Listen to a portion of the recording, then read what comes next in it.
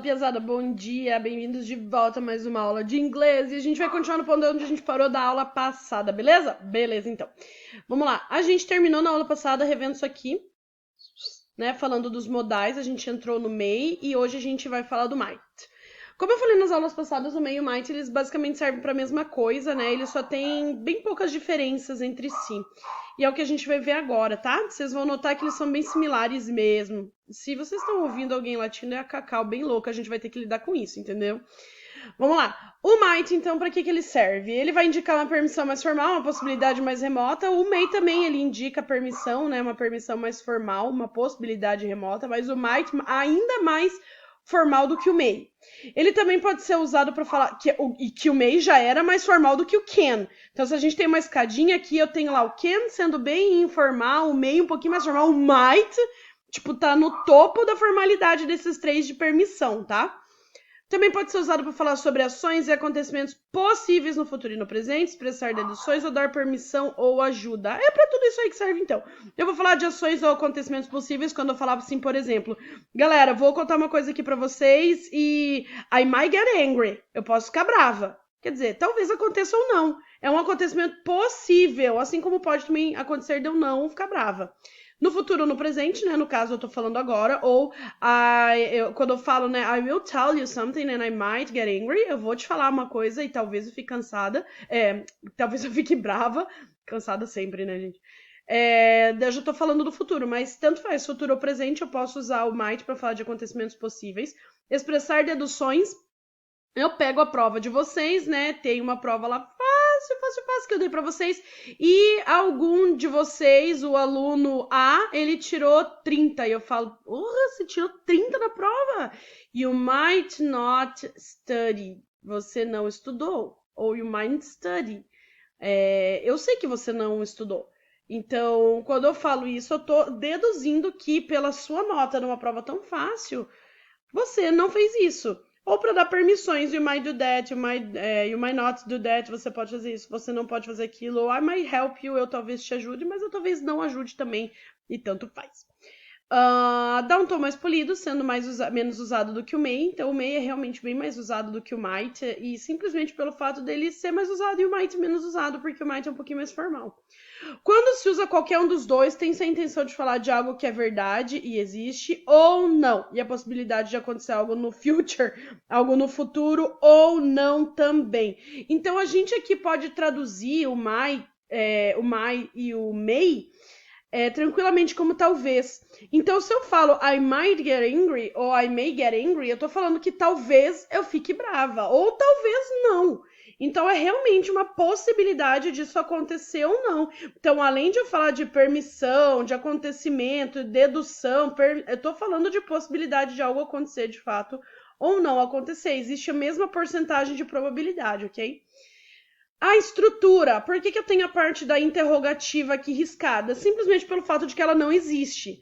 Então, no inglês, o might, ele nunca, jamais ele vai ser usado para poder fazer pergunta, tá? Ele só vai acontecer na área da afirmação, da afirmativa, na área da negação ou de uma negativa, e nunca como pergunta. Daí vocês me perguntam, então, tá, se eu não posso usar o might para perguntar, o que eu faço? Ou você usa o may, ou você usa o can, ou você não pergunta. Porque o might, como pergunta, ele simplesmente não existe. Mas e daí se eu usar lá nos Estados Unidos, eles vão entender? Cara, claro que eles vão entender o que você quis tentar dizer, mas assim, vai estar bem, bem errado, tá? Então, ele não possui forma interrogativa nunca na vida. Aqui embaixo tem a legenda, né, do pretinho ali como sujeito ou pronome, o might, que é o nosso auxiliar, negativa might not, verbo base é o verbo comum, né? Porque depois de toda e qualquer estrutura de modal, eu tenho o verbo base e o complemento, que é o resto da frase, que é sempre diferente, que pode existir ou não. Exemplos do modal, então, sendo aplicado. You might be 80s, but you'll never be as 80s as David Hasselhoff, Blaine Natari, while driving a Pontiac Trans Am. Gente, vocês provavelmente não vão reconhecer nenhuma das referências dessa frase aqui, porque, cara, vocês nasceram o quê? Nos anos 2000 e tanto? Então, nunca na vida vocês vão pegar essa referência, a não ser que você seja uma pessoa que realmente se interesse pelo que era massa nos anos 80. Eu nasci na finaleira dos 80 e não sei direito, né? Eu entendo a referência, mas eu não sei exatamente tudo que é isso aí, não. Então, o que tá... Pra que o might tá sendo usado aqui nessa estrutura, nesse meme? Você talvez seja 80s. O que é 80s? É uma pessoa que viveu numa idade jovem adulta nos anos 80. Então, quando eu falo I'm a 90s, I'm an 80s, não se refere à década em que você de fato nasceu. Por exemplo, eu nasci em 88. I'm not an 80s. Eu não sou uma 80s. Eu sou uma 90s. Por quê? Porque eu tava como... Eu era uma criança saindo da fase de criança para pré-adolescente, vivendo a adolescência ali na finaleira dos anos 90 e 2000. Então eu sou uma 80s por ter nascido, mas não sou uma 80s por ter vivenciado e experienciado os anos 80. Embora eu goste muito deles.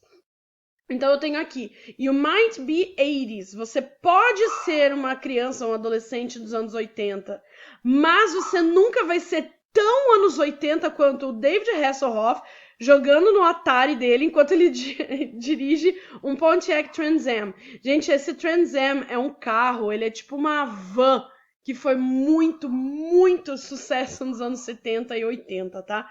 Então, esse you might be, você talvez seja. O resto nem é relevante, a não ser essa estrutura aqui.